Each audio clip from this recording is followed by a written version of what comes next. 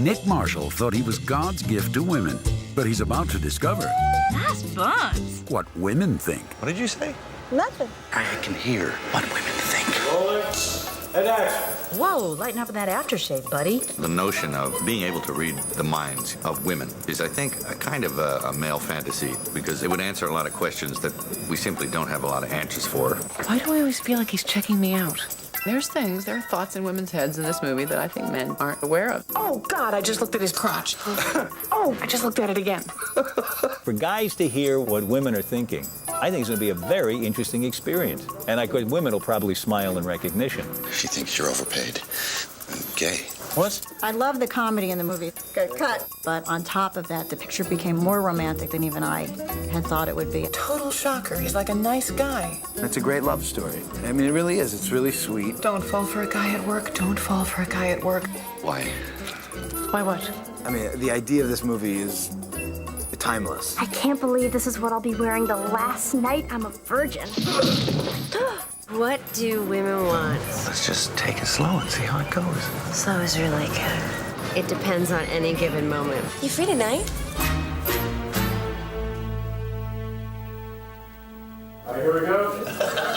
Mel Gibson and Helen Hunt star in What Women Want from director Nancy Myers. Perfect. I think the thing that attracted me to this particular project is it's a good, funny premise. Because, I mean, there is a barrier between the sexes. If men are from Mars and women are from Venus and you speak Venusian, the world can be yours.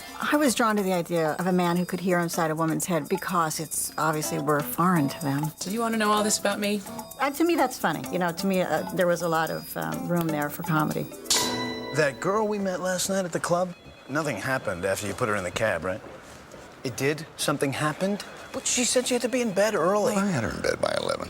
Or was it a quarter to? Yeah. Gibson plays a high-powered executive at a top Chicago ad agency. Well, he's the man on top. He doesn't even go to work till 10:30 in the morning, you know. He sleeps late and doesn't even carry a briefcase because he doesn't need to. You couldn't show up on time the day you know you're being promoted. Nick Marshall has made up all the ads for beer commercials using sexy women to sell products. You want babes in bikinis? He's your man. And suddenly it occurs to advertisers that women are making a lot of decisions about what's being bought. And my character in this movie gets that, and the Mel Gibson's character is a little late in getting it. It's a woman's world out there.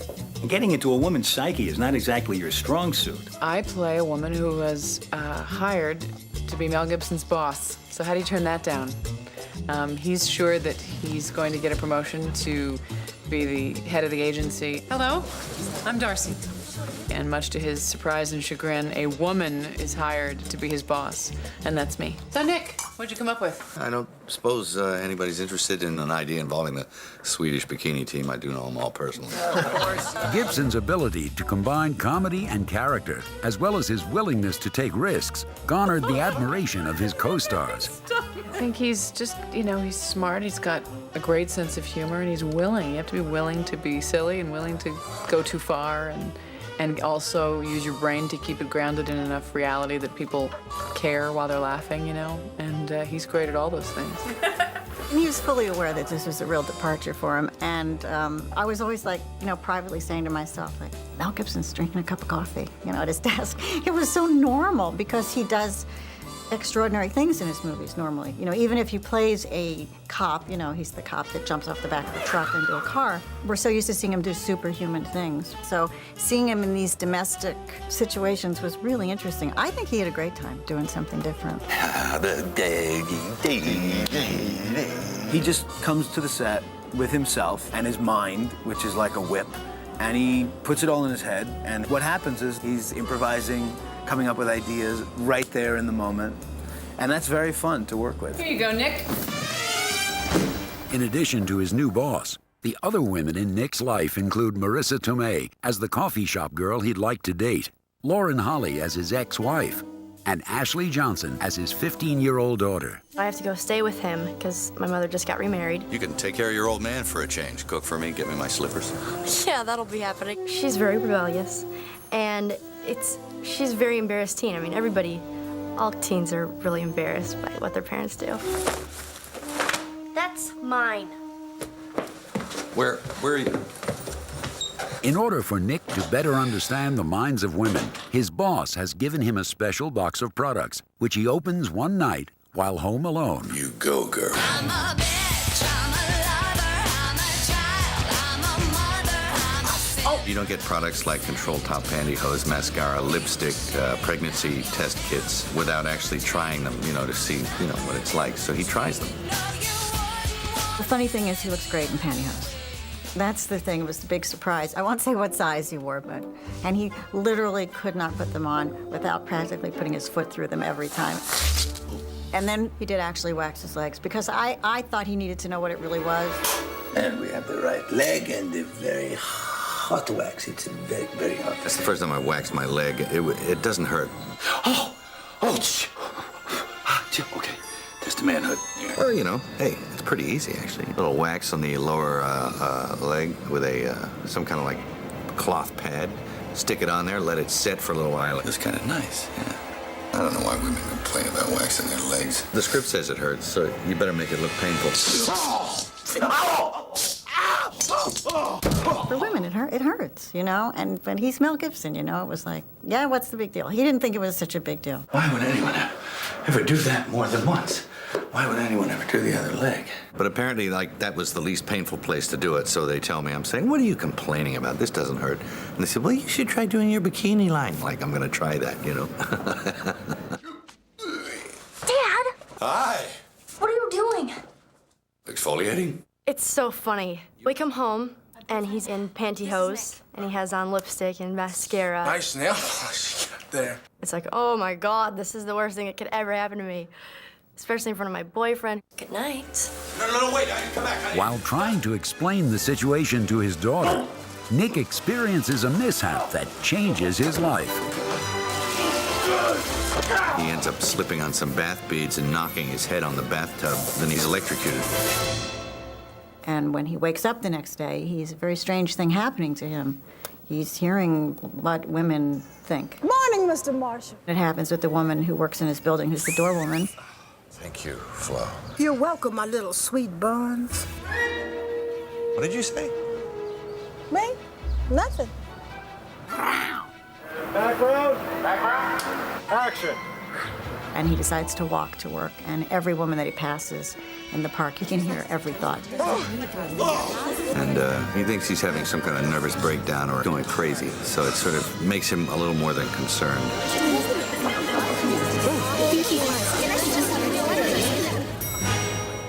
And then he goes to work, and all the women that he thinks, fall all over him and adore him, actually don't like him at all. What a schmuck.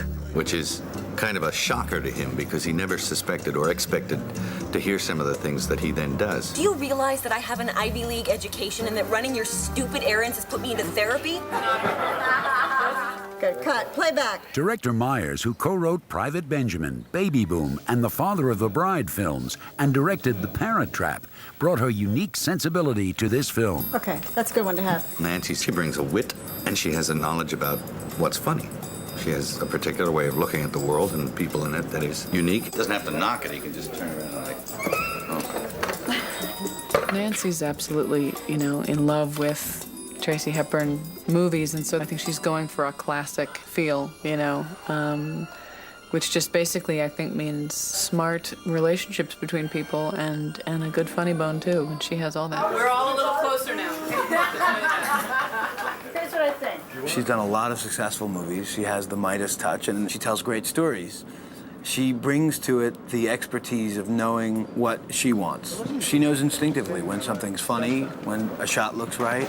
But if You had a bigger reaction to her. her bent is comedy. I mean, she goes for the incongruous things, yet truthful, the truthful things about what women might be thinking. It ranges all over the place. Within 1 minute, you'll hear thoughts diametrically opposed to one another on just about anything. This feels like a date. He needs to go. Well, I'm out of here. I think the fun of the movie is that men and women are sort of clueless about what women want exactly. It's too complex to put into words. Oh, why'd I tell him to stop asking me out? I'm an idiot. Idiot! Hey, Nick, how's it going? Lola, the character played by Tomei, outwardly expresses disinterest in Nick. I can't take no for an answer. About what? About what? I turn him down. I do turn him down a lot because he's a gigolo, you know, and I know it. And he's too good looking, and it's written all over his face, and I don't want to risk it. I'm not usually like this on a first date. It's just you've been so amazing all night. You've been so sensitive and so understanding. To hear what a woman's thinking when you're fooling around with her, which happens to Mel Gibson's character, torture. Is Britney Spears on Leno tonight? The way I like to think of it, she's a big part of his evolution in understanding women, and she gets the sex right with him. I can do this better. Wanna bet? Yeah. He finally gets it. So it's a little gift she gives to him. Along with the personal benefits that result from Nick's newfound power, he also uses it as a strategic weapon at work. Oh, great photographs. No clue they're all Margaret Burke White. They're not all Margaret Burke White, are they? Yeah, they are. He finally gets a handle on it and starts to use it, but he uses it the wrong way. He starts to undermine his boss. He begins to dig a hole underneath her, hoping she'll fall through, which she does. What do you think, Nick?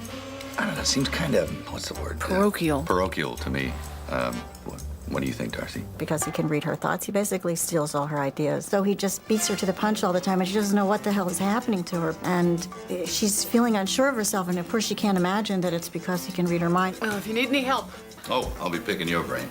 you got it. You know, it puts this kind of weird monkey wrench into their getting to know each other. In the middle of a scene that isn't about how attractive he is at all, that might be one of 30 thoughts that she has, but he hears it. What I'd like to propose. He's proposing so soon? Sorry. For director Myers, Hunt's ability to convey the many layers of her character made her ideal for the role. She's the girl.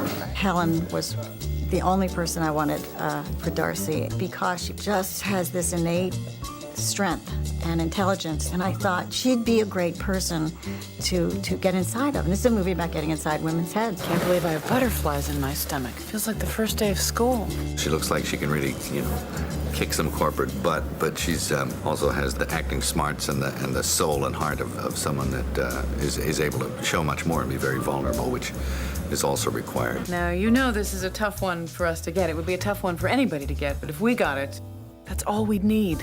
I hear you. The on-screen chemistry of the cast benefited from Gibson's fun-loving attitude behind the scenes. Oh my This is what smoking can do to you. Stunt your throat. He's loose. He's incredibly loose, and everybody likes working on the movie because of him. Now, there's no more witty repartee here. It's all over. He's a great storyteller. He's got a fantastic laugh. He laughs all the time. His personality is contagious, and you want to be around him. We're always making silly jokes or throwing things in that are way too off color. Mel and I constantly. It's a really fun movie, so we've had a really fun time on it. I could do this scene forever. Over the course of the production, the goal of the filmmakers was always to find an element of truth in the comedic situations. That was phony. Cut it. Let's go again. Nancy says crying's easy, laughing's hard, and it's like, she's right. You have to be very precise, and there has to be a lot of truth involved in comedies. You can't just be goofy. You have to be truthful in some aspect. Men are stupider, it's true. Will you stop it? Oh, they are. What do you mean they? Are you officially a woman now? Well, if people are laughing, it means they're recognizing something in it. I'm free. Just call me anytime. I'm flirting. What's wrong with me? To me, the best moments in the movie are when Mel and Helen are relating in the most real fashion, and where their eyes connect and they share a laugh over something, and when they come through, and the real affection they had for each other comes through. You've worn control-top pantyhose? Yeah. And how did you look in them? Hot. That's what they do great. They make it real. It is the combination of comedy, romance, and believability that ultimately provide the heart of the story. This movie is funny, it's smart, and it's got Mel Gibson and Helen Hunt. I mean, I think, audiences are going to love it. What women want is a really fun question. When I started in this business, They want the same kind of things men want. They want success and want to have a certain amount of dignity. But I think that for all of our progress, we're still men and women, and we're still trying to figure each other out, and we're different. Taller grande. Grande. Or at least I like to think so. Next.